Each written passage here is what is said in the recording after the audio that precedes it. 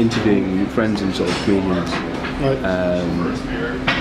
by beginning with the question, well, what do you want to know? About stand-up?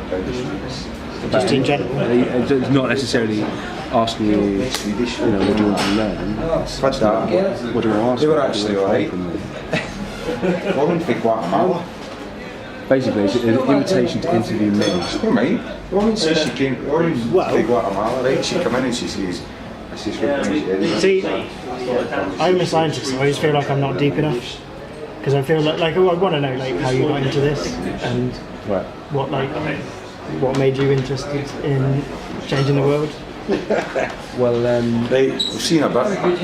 The fact that the world exists is there to be changed.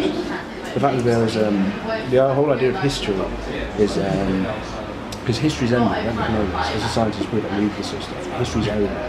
History finished 150 years ago. History is the subject of the studying of organisations of society. This is Pete Gwynne, who says, Yama? I probably said that wrong. It's the power plant. That's Fukushima, isn't it? His book called The End of History. It's based on Hegel, who said that history ended in such and such a time. When capitalism and democracy, those are the highest form of social organisation. And so progress of history has stopped. There's no sense of anything more won't be defeated. So then of course, communism was invented, but Hegel would sort of say it doesn't matter. But the idea is that society, everything that we exist in, is a socially constructed thing. So the fact that it doesn't go right now means that there's a capacity for some other sort of social organisation. Because we know from history is that because something is how it is now, it doesn't necessarily have to be that way. Yeah. So if there is an injustice in the world, it's not an essential injustice. If we know from history that stuff changes, would that not tell us that history will come back at some point? Well, history can come back, but it can come back differently. History does repeat itself, and there is the case. One could argue that there is an essential humanism which leads to forcing exteriority, which forces a certain kind of demeaning or tries to push. But there is a requirement in a sort of capitalist organisation for exploitation, and that's the important thing. That exploitation is pushed as far as ways so that it's not seen. Yeah. So it's sort of known about, but to such a distance that one can't do anything about it. And that always happens. There's always a part of the population that is exploited for the benefit of others, and it's the benefit of others that we sort of can argue that the system can remain the same or should remain the same. But of course, we now know a lot more about this injustice in the world. We have more access to it, and yet, what does that mean? But the fact remains that I believe there's a better way of doing things, and it's trying to make that happen. Do you need a better way of changing stuff, or a better way of a better end product, or a better way of getting to that end product? Or both. Yeah, there is a better end product. There's also a better way of getting to that end product, because both are one and the same. There's a notion of structurality as well as an important idea. This is Foucault now, although he goes on with people. This is the idea that let's try to get closer. So Foucault. I'm trying to cover the mic so you can't hear exactly. Foucault says that the way things built, the structures that build society, the structures that build certain ways of thinking, order what is thought or what can be thought. So the only way to create a more creative way of thinking is to change the process and change how you think about things. Which is kind of, so the idea to apply it to something else is like democracy. Democracy conditions a certain way of political interaction. It conditions a certain way of thinking. There isn't room for a fringe, for other ideas except for what becomes a two-party oligarchy. I don't know which one's which. Oligarchies by the few, isn't it? So trying to change the framework in which we think can allow for different ways of thinking, and different thoughts to emerge, and different systems. So in order to make a better society, we have to start acting as a better society. I think better is probably the wrong way of doing it, but wrong word to describe it. But yeah, so that's sort of the idea there. That's what we're doing. So you're trying to, are you trying to change it? Are you trying to like promote a different way of thinking, or are you just kind of studying it? Part of it is the interrogation of finding out what I can do, what can be done, as much as what.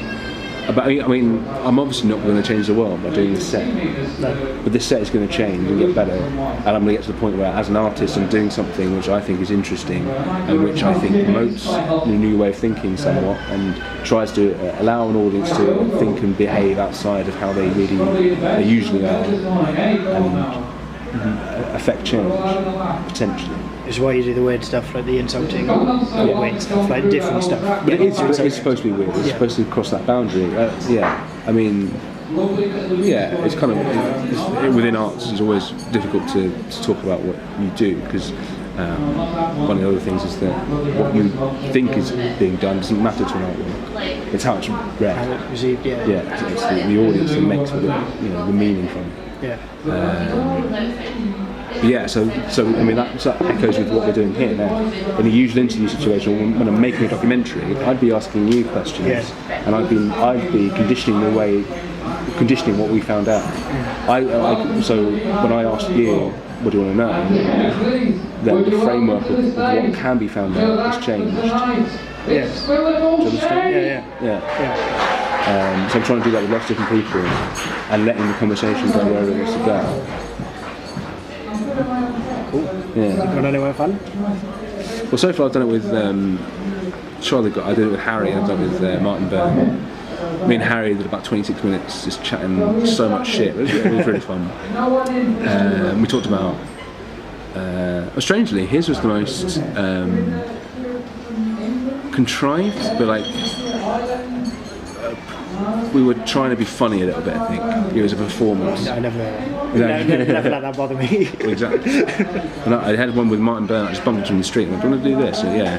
Right. And within a few blinks of an eye, we were talking about guilt. I want to say guilt. It's not the word he used, but like not depression either, but just sort of that sort of thinking about. Let's change the camera.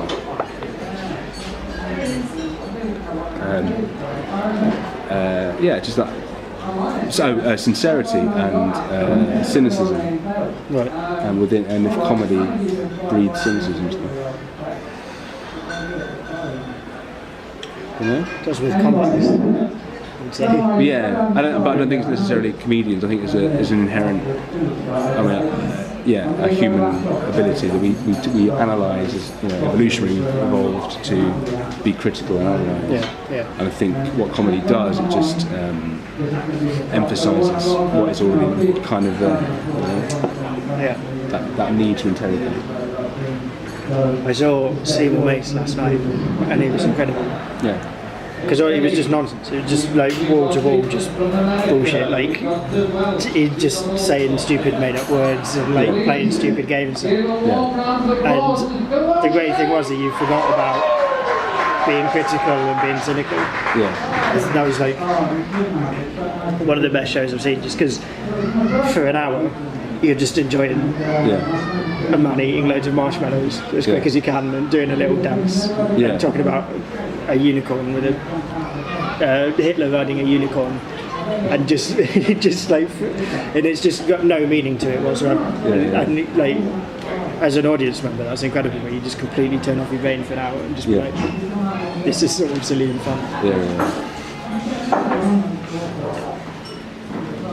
That's kind of what I always try to do. Like, which today?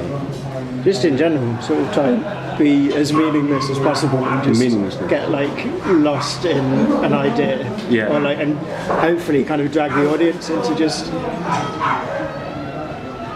stopping releasing thinking about themselves, from themselves. I don't know how that works, but I mean, you know, you'll get there. That's what you want to do. You'll pursue it.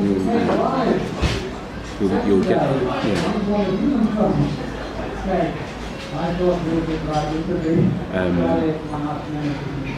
Yeah. So I'm trying not to ask you questions because that will condition what we're talking. I see. But if you want to end the interview at any moment, just tell me. Just jump out the window. Yeah, it's cool. Yeah. Do you want to plug anything? When's it going out? Tomorrow. Okay. The Edinburgh Revue show is at 2:15 every day at the Beehive Inn. You got a flyer? Probably not. Oh yeah, there was some on the table. There it is. Look at that. When you think it's the wrong way around, but it will be the right way around. And review. Free. Free, that's the important thing. Free. That's the important thing. It deserves to be free. And then there's also a sketch show. Sketch show. It's not even you, but Free, and it was, not me, but I'm sure it's good. I haven't seen it. yeah. And an academic show called Bright Club. The Bright Club. Yeah, Where's that? which is at the Assembly Rooms in Studio 1 at 3:45. Which, if people are interested in kind of out of focus people, I guess this would be kind of curious, slightly intellectual type of people who watch this. So Bright Club's like a show where academic types sort of talk about what they study and why they're doing it, and try and make it funny. Cool. Right. Well done.